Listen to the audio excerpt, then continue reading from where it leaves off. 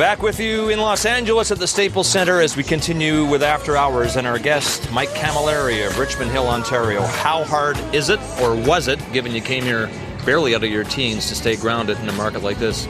Oh, it's easy. You know, a lot of us live down on the beach where Kelly said he used to live, and he knows it well. It's called the South Bay. It's Hermosa, Manhattan Beach, Redondo Beach area. It's kind of a smaller beach community that we all live in, and we hang out. And it's great because if you have everything here. If you want to come out to Hollywood or Beverly Hills and mingle in and get a little bit of that, you got that. And if you want to have the relaxing beach day, you got that too. So. Who's the biggest celebrity you've met here? It's a tough one. Didn't you have an opening night party the day before, and Bruce Willis was there, and a whole bunch of other celebrities? I mean, Jerry Bruckheimer is the biggest well-known fan of the game, and he's probably one of the biggest producers in Hollywood. So he's a real big deal out here, and he's around, and he's a big supporter of us. He was hosting that party actually. Yeah. But to be honest, you meet them all. You know, I don't want to throw one name out there and offend anybody. We meet them all out here. Are you on the Beverly Hills cocktail party circuit? I dabble in and out. When Avery was here, I was a lot more. Here's the theory. The league needs all the marketing it can get. In any way it can get it. Yeah. So Mike Comrie, you probably know, is going out with Hillary Duff. I do know that. Sean Avery, I think for a while, went out with Alicia Cuthbert. Right. And that gives the league the kind of crossover press that any league covets. Right. So my question is, do you feel any pressure whatsoever to start dating a Hollywood star? Yeah, no, I don't feel that pressure by any means. Nice guy. I actually have a girlfriend back home. I know. I'm only kidding you. Yeah, Jen's back home probably watching, and no offense intended, it was just a joke. Let's talk a little bit about the game and your team right now. We were talking off air about your goaltender, Jason LaBarbera. Tell us about what you know of him, and he's played really well recently. Why? Yeah, for sure. I'm glad you brought it up because he really deserves some recognition. He's the biggest reason why we've had such a good stint of games here. I've known him well because the lockout year I played in Manchester, New Hampshire in the American League, and he was in Hartford. And I don't like giving goalies credit too much, Kelly, but we could not score on this guy. He was MVP of that league. He was the best goalie in the league for 2-3 years there in a row. Why couldn't you score on him? Because he was just that good. He's an aggressive gamer type goaltender, and he is big too. That helps. He's big. He's a real good goaltender. And when then the lockout year ended, and he came here and he had a great start. Some things happened, and the year didn't work out the way he wanted to. But all of us that know him well and have played with him before, played against him before, are really excited about the prospect of him coming into his own because he can be a difference maker for us. I'm looking over there because we had a chance to get a shot of your parents on camera. Are they okay with it? There they are. Okay with it. Yeah, you see, I know your sister Melanie's going to the University of Western Ontario, right? She's probably watching tonight, so your parents are safe and sound at the Staples Center with Mike tonight. Send them home soon, though. You played your minor hockey with the Toronto Red Wings and then junior with Bramley before you got the full ride scholarship at Michigan. What is it about the Michigan program that sees the players from it stay so connected? Because you got Jack Johnson on this team as well. Yeah, we stay connected because it's a bond. Look at that. That's a little bit romantic for me to watch those clips. Where'd that backhand go? I haven't scored on my backhand in 2 years. Maybe that'll inspire you. Yeah, no, it's great, the bond. Even tonight you got Cogliano out there, and I played against Horkoff at Michigan State for all those games. So it's a bond that you have. You went through all the same things. You went through all the same traditions. I don't want to call them initiations, but you did all the same things together, and you have that bond that'll never be broken, no matter who it is through the eras. And it's funny, when I first turned pro, one of the Minnesota guys said to me, "Oh, you went to Michigan, huh? You went to the factory." I've never heard of it. And I said, "Factory?" He says, "Yeah." He says, "You guys just churn out NHLers one after another after another." Well, there are a lot of them. So, yeah, there are. So there you go. I think we have some pictures of you playing as a tot or Toronto minor or Red Wings organization. That's the Richmond Hill Von Kings, actually. What's that trophy? For the Red Wings. I don't know. We won a lot of championships. Leading goal scorer? No, a lot of championships. Oh yeah. Yeah, this is my dad. Cool. That's me in the basement. Now that's adorable.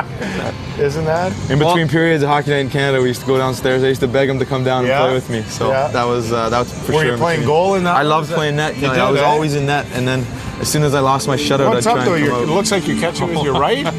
I was posing for the picture. That last picture was a few years before Rudy made you cry. Yeah, it was. The question I was going to ask you though was this: how often did you hear playing minor hockey that you're too small, Mike? You're not going to make it. Yeah, I mean it was obviously something I heard, and I think there becomes an age and a point. If you ask any guy who's built smaller, I think they would tell you the same thing. There becomes an age or a point in your career where you realize that you don't feel like a small player anymore. Maybe people say it about you, but you don't feel that way when you're on the ice. When you line up next to a guy, you don't feel small. You feel like you're going to be able to get the job done. So I think once you hit that point, it really doesn't matter when you hear that anymore.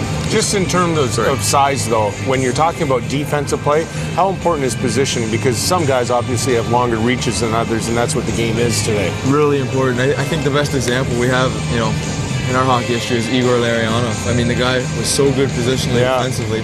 You never noticed him really rubbing a guy out or knocking a guy over, but he was so reliable. He always had a stick in the right spot. He always pick off a pass or take away a lane, and that's really important, is being as positionally sound as you can. And the game's becoming so much more positional. Sure is. And the NHL is, that's the biggest difference I noticed from the American League to NHL is how good everybody is positionally. You made history in London because you scored the first ever NHL goal in London, right? And we have a question from Brian in Regina about that trip.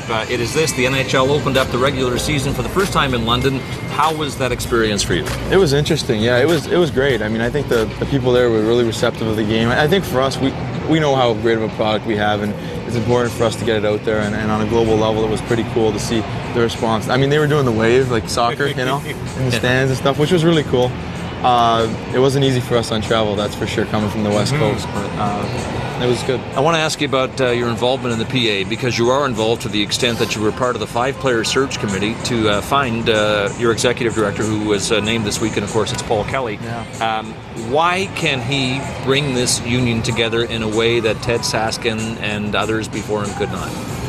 Well, I think there's a lot of reasons that make him the right choice for us. I think the biggest one, and I think we've probably heard it before this week, but he's a man of unquestionable integrity and someone that the players can really trust in. And to talk to the guys and get out and get everybody's trust and get back to, this union has to be in the best interest of the players and doing what's right for us as a group, and that's what he's going to do. So I love his integrity. I love his background, and he's going to cross all his T's and dot all his I's, that's for sure. Scott told me today earlier that you're a scratch golfer. So in a city full of great golf courses, what's your favorite?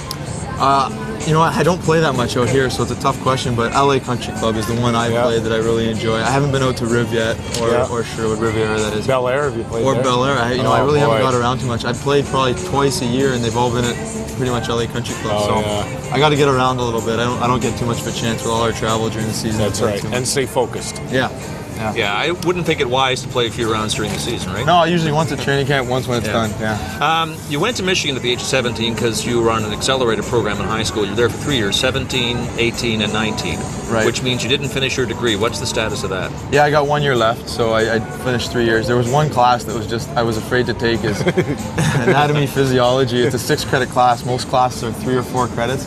And I didn't, memorizing every bone and muscle and everything in the body was something that I wasn't too excited about. So I got to still go take that one, and then everything else. Your parents must be awfully disappointed in you then. You know what? He made me promise I'd graduate when I signed. And that is a fair parental request. Right. So when you go home in the summer to Fort Richmond, Hill. Pardon me, it's Fort right. Richmond Hill. Do you have your own place, or where do you stay? In their basement. My parents' basement. They've made it comfortable for me. The golf course is 10 minutes away, and all my buddies are around there. So it's right back to home. If you had done better in salary arbitration, could you afford your own place? Maybe? No comment. Can I take this off now for the next segment? You only ended up with $3.5 million, but don't worry, there are big paydays ahead for you, my friend. We know that. Yeah, well, let's win some games. All right, Mike Cammalleri has been our guest on After Hours. Congratulations on your fast start. Good to have you with us. Thanks, Mike. Thanks. All right. We'll continue live with our final segment of After Hours from the Staples Center in Los Angeles in a moment.